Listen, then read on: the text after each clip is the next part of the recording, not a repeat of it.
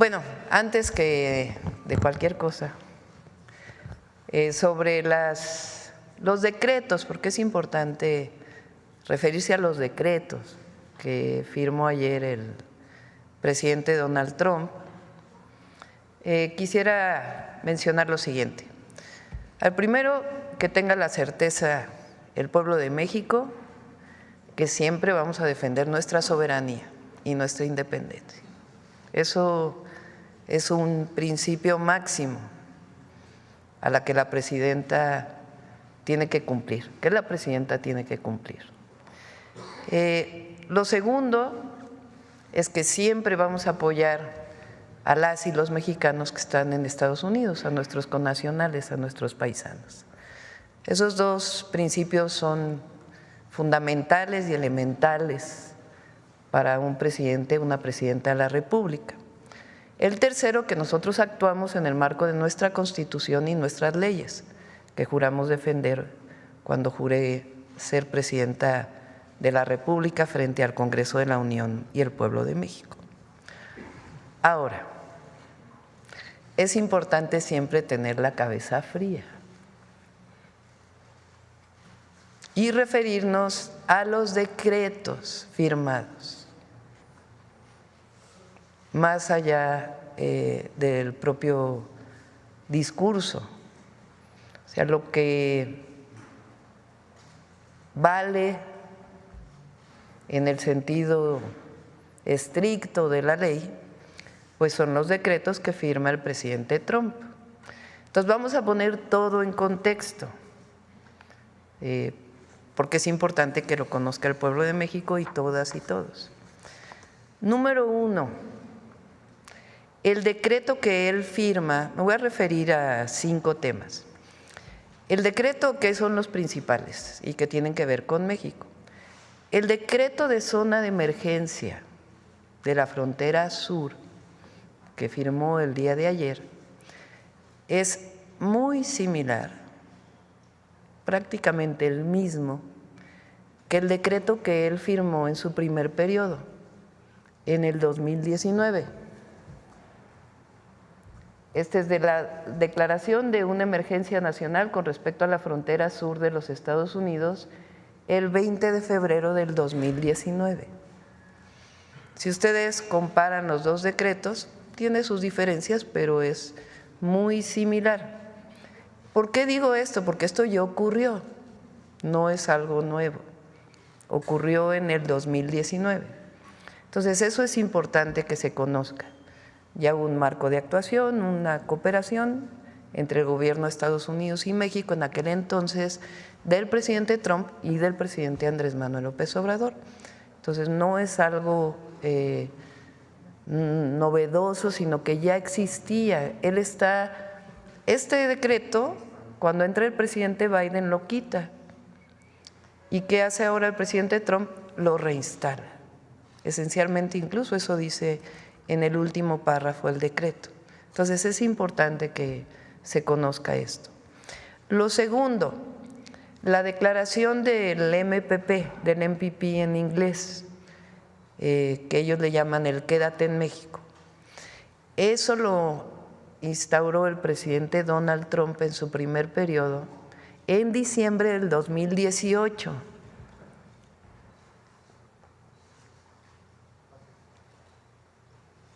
Entonces, anuncia protocolo de protección de migración. Entonces es el mismo decreto que hizo en 2018.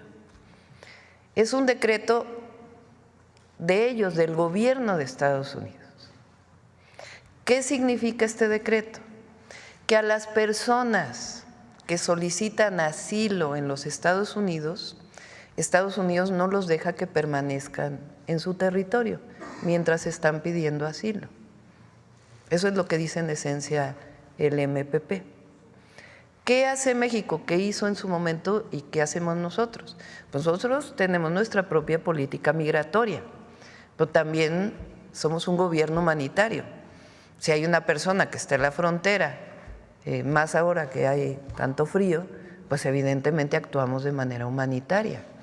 No vamos a dejar a la gente en intemperie. Entonces se actúa de manera humanitaria y se busca la repatriación a sus países en caso de ser extranjeros. Entonces, pero el MPP es algo que se instauró por el presidente Trump en su primer periodo y que ahora lo está reinstalando. ¿Qué quiere decir? Repito, que las personas que solicitan asilo no les permiten permanecer en los Estados Unidos. ¿Qué hace México?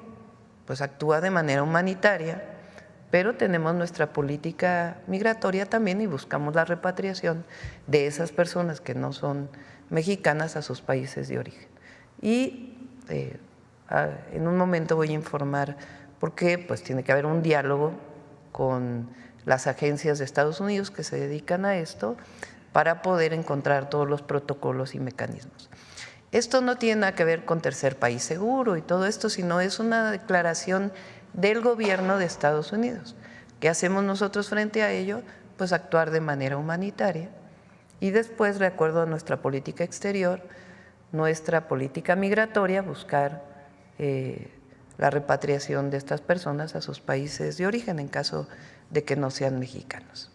Si son mexicanos, pues obviamente se mueven en territorio nacional con toda libertad, porque esa es así lo dice nuestra Constitución y nuestras leyes. Ese es el segundo, que es el MPP, pero sí es importante que se vea que es lo mismo que se instauró en diciembre del 2018. Ahora, el tercero, que en realidad está hacia el final, es el tema del Golfo de México, que sí es importante que se lea lo que dice el decreto. Dicen que le va a llamar Golfo de América en su plataforma continental. O sea, lo que corresponde a la plataforma continental de Estados Unidos, ellos le llaman Golfo de América. Para nosotros sigue siendo Golfo de México y para el mundo entero sigue siendo Golfo de México. Entonces sí es importante que se vea lo que dice el decreto. Por eso digo que siempre hay que actuar con respecto a lo que está escrito. Entonces es a su plataforma continental. Para nosotros y para el mundo entero pues se sigue llamando Golfo de México. Bueno,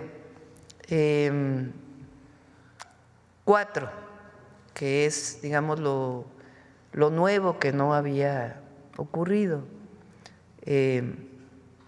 Los cárteles como organizaciones terroristas. En este caso que planteamos nosotros, el decreto establece que ellos tienen 2 semanas por lo menos para estudiar a quién llamarían organización terrorista. ¿Qué decimos nosotros? Ellos pueden actuar en su territorio, en su marco de actuación y de su constitución. Nosotros lo que decimos es la defensa de nuestra soberanía y nuestra independencia. Por eso siempre dijimos, nos coordinamos, pero somos un país libre, independiente y soberano. Y lo que vamos a buscar es la coordinación, como mencionó en su momento el hoy secretario de Estado, Marco Rubio. Si recuerdan, en su o en su entrevista en el Senado, él dice, vamos a buscar la coordinación con México, y eso es lo que vamos a buscar nosotros, la coordinación en materia de seguridad con respeto a nuestra soberanía. Eso es lo que estamos planteando y tiene que abrirse pues el espacio de comunicación a partir de ahora. Entonces, repito, ellos hacia adentro de su territorio pueden actuar y deben actuar, que lo hemos dicho aquí otras veces, que dentro de Estados Unidos también operan organizaciones criminales que son las que venden el fentanilo y otras drogas. Entonces, en su territorio ellos actúan frente a México, la defensa de nuestra soberanía y buscar siempre el diálogo para la cooperación, sin subordinación, como lo hemos manifestado en otras ocasiones. Y lo otro que es muy relevante es lo del tratado. Fíjense en lo que se refiere al tratado. ¿Recuerda, Roberto, cuál es el punto? Sección 2, D, ahí. Fíjense, préstame el… Fíjense lo que dice respecto al tratado comercial. El representante comercial de los Estados Unidos iniciará el proceso de consulta pública establecido en la sección 4611B del título 19, Código de los Estados Unidos, con respecto al acuerdo Estados Unidos-México-Canadá, USMCA, que nosotros le llamamos el TEMEC, en preparación para la revisión de julio de 2026. O sea, en el decreto que firma está instruyendo al representante comercial de los Estados Unidos para que inicie las pláticas de la revisión del tratado en 2026. Está establecido dentro de lo que se firmó. Y después, ahora sí lo que… Ya menciona, el secretario de Comercio y el secretario de Seguridad Nacional evaluarán la migración ilegal y los flujos de fentanilo desde Canadá a México y la República Popular China y cualquier otra jurisdicción relevante y recomendarán medidas comerciales y de seguridad nacional apropiadas para resolver en todo caso esta emergencia. Es que llegara a ocurrir un no acuerdo entre Estados Unidos y México.